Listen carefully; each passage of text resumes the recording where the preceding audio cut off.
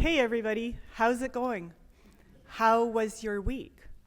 What did you get up to? You probably spent most of it at work. Did you drive or take public transit? You probably popped into a grocery store once or twice, but chances are you did not cook your own foods from scratch most of the time. Maybe you were too busy. Maybe you were just tired. Did you unwind in front of the TV or on Facebook? Maybe you got out to the gym or to yoga or went for a jog. Does any of that fit with your life? Probably, because that's how most of us live in North America these days. Well, I'm here today to tell you, you are not normal. Let me explain why I say that. We live in a three-dimensional world, 3 spatial dimensions. It's really easy to look around us in space and go, yeah, I'm like everyone else, therefore I must be normal. Problem is, if you only look very close to you, and you're only looking at people who are already like you, you're kind of only looking in your own little bubble, and you might get a very skewed sense of what normal actually is. If normal means the usual, average, or typical state or condition, you need to look at everyone. And that means looking further away in those spatial dimensions. Last month, I was on my way back from South America, so I had just spent 6 weeks immersed in a very different type of normal. I was waiting for my connecting flight at Vancouver Airport, and there was this family sitting across from me. Mom, dad, a boy looked like he was about 10, and a little girl who looked like she was around 3. Mom, dad, and the boy, you guessed it, they're immersed on their phones, expressionless, ignoring one another. The little girl had a phone too, but she isn't interested in it.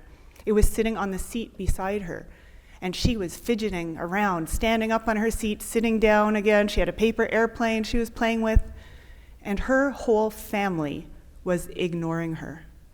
It made me really sad. And it made me even sadder to think that in a couple of years, she's probably going to be just like them, obsessed with her phone and begging mom and dad for next year's upgraded $1,000 model. A few years ago, I was hiking around in Peru, up in the high Andes, in an area where not many tourists get to, and my husband and I were coming down from this high pass, and we came across these kids. I was struck by how they were playing on the side of the road. Check out their toys. These kids do not need anyone or any device to keep them from getting bored, and these kids sure as heck are not going to be begging mom and dad for next year's upgraded model of anything. Same thing, a few years later, I was in India. What struck me was the kids. I was there to run a 5-day ultramarathon up in the Himalayas, and what's really cool about this race is that our route takes us to some really remote villages, so remote they don't even have road access. The only way in is on foot. The race has been going on for decades, and for the villagers, it's a big deal. It's the one day of the year that these crazy foreigners come running through their village with numbers on their chest. It's like an annual holiday for them. So what they do is they line up their kids along the side of the road to cheer us on, or at the finish lines. Thing is, this is a really hard race, and the time difference between the first runner in and the last person, it can be 4, 6, or 8 hours. So these kids, they can be out there for half a day or more, not obediently, not grudgingly, cheering us, participating, laughing. They're having fun out there. They have this vibrancy about them, not to mention attention span, that I don't see around here very much. So the reason I'm bringing up these examples from Peru and from India is to show you that what might seem normal to you, for example, yeah, it's normal to drive everywhere. It's normal that nobody has time to cook anymore. It's normal our kids spend hours a day on the phones. It might not be normal at all once you start looking farther away. Aside from my travels, there are 2 other things that have got me thinking about this idea, this question, what is normal? One thing is something I'm actually quite proud of. The other one is a little bit more of a confession. So let's get the confession over with first. I used to be a squatter. For several years, I lived in a tiny little cabin on a tiny little island off the west coast of Vancouver Island. My cabin was 10 by 11 foot, smaller than most people's bedrooms. I did work a little bit over the summers, so I earned a couple $1,000s a year, which I spent mainly on buying staple foods to supplement what I was able to find or gather myself. But for the most part, I lived a very simple life. I didn't buy much, I couldn't. Most of what I needed, I had to get. For example, how do you get heat? Probably, most likely, you have a job, which means you earn money, which means you can pay an account to an electricity or gas company, which means when you want heat, you just flick a switch. Me, I had my wood stove and a kayak and a handsaw. For me to get heat, I had to paddle out to a beach, find a log, tie it up, tow it back, saw it up, dry it out, and then burn it. I didn't have a regular paying job, but you could say that that was my full-time job, physically getting the things that I needed, heat, light, food, and water, without having money as an intermediary. So on to the thing I'm proud of. These days I work as a writer and photographer, but I used to work as a geologist, exploring for gold mines. I actually have a PhD in the earth sciences. So remember earlier I was saying how we can consider our Earth, or our world, in terms of 3 spatial dimensions? There's also this thing called time that some people consider to be a sort of 4th dimension. And one of the really cool things about studying geology is that you get a really deep understanding of time, geological time. I understand time the way a CEO understands dollars. If she tells me her company earned 10 million or 100 million or $1 billion last year, doesn't mean much to me. I don't have personal experience in those quantities of dollars. I know it's a lot, but I just don't really get it. But give me those exact same numbers in terms of time, and I know exactly what they mean. I can tell you exactly what our planet was like then. Our Earth is very old, 4.5 billion years, and if you try to draw a timeline of that, it just gets too long. You can't fit all the good stuff in. So this is a very cool graphic designed by the US Geological Survey where they've coiled that time spiral up, so it fits. So let's look at those exact same numbers, not as dollars, but in time. 1 billion years ago, our planet was still pretty much devoid of life. A barren rocky landscape, some barren seas, and a bit of pond scum floating around the edges. 100 million years ago, we were smack in the dinosaur age. By 10 million years ago, the dinosaurs were long gone and we were well into the age of mammals. Our Earth was a lot like it is today. So if you want to talk about what normal is for our planet along that dimension of time, normal actually is not much life at all. Definitely not much in the way of human life. We have been around here such a short time, we'd hardly even show up on this diagram. So to show how we fit in, I've actually drawn up my own time spiral that only covers these last 10 million years. 6 million years ago, the first hominids appeared.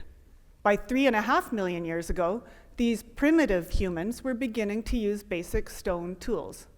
But they weren't us yet. Our species, Homo sapiens, we didn't appear until around 250,000 years ago. And for most of our time on this planet, we were nomadic hunter-gatherers. It wasn't till around 15,000 years ago that our ancestors started to develop farming at any sort of scale. And what's significant about this dawn of agriculture is that we didn't need to move around anymore. We could live in one spot and start to have homes. Not homes with electricity and running water and making sure the paint on the walls matches the floor tiles, but homes with roofs and heat and cooking areas and beds.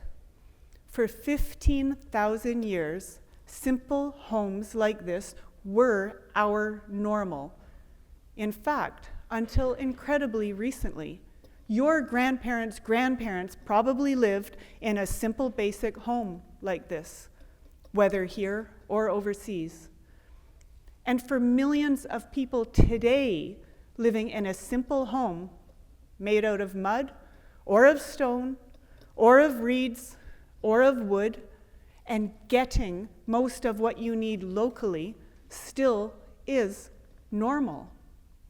So, when I was a squatter, my family thought I was totally weird. I tried to justify my life decisions to them. And suddenly I realized, hey, you guys are the ones who are weird. I am living how human beings have lived for 99.9% of our time on this planet. You are the ones spending hours of your day in cars. You are the ones eating strange foods with who knows what inside them, packaged by people you don't even know. Living in a tiny little cabin, comfortable enough, with all the basics I need, but not a lot more, actually is normal. Just not here, now. So, what am I getting at? Well, what is the biggest problem our planet is facing today? I think most people would say it's climate change. Whether or not our Earth will be habitable for future generations. We have some tough decisions ahead of us, and I believe that this skewed sense of normal is keeping us from making the right ones.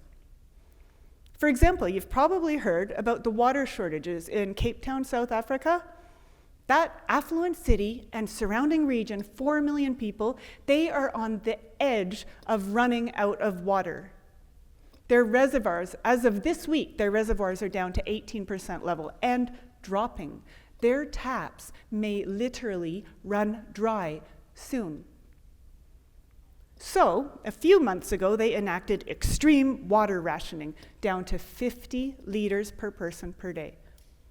And when I heard that, I thought, what the heck, 50 liters? When I lived in my little cabin, I don't think I ever used more than 5 liters in a day. And yes, I bathed. I had sponge baths in front of the wood stove, and it was actually really relaxing. I could do all of my dishes in 2 bowls of warm water, one to wash and one to rinse. Of Cape Town's 50 liters, 38 of that goes straight down the drains. Showers, dishwashing, laundry, and toilet flushing. They are so stuck in the idea that flushing water down the drains like that is normal that they will waste every last drop of their precious life-giving water, even as their very source runs dry. And then what will they do? If we are to survive as a somewhat civilized society, we need to become normal again. And that can only happen if we even know what normal is. And that is the whole reason I'm standing here today, is to get you to question your own normal. Because we are all, right here, right now, we are in exactly the same position as Cape Town. We are so stuck in this skewed sense of normal that it's preventing us from taking the very actions that will save us. Like Cape Town, we're using stuff up. We're wasting our precious resources. We're only looking around in our own little bubble and fooling ourselves that we're actually normal and hoping that everything's going to be okay. Well, it might not be. We do have some very tough decisions ahead of us.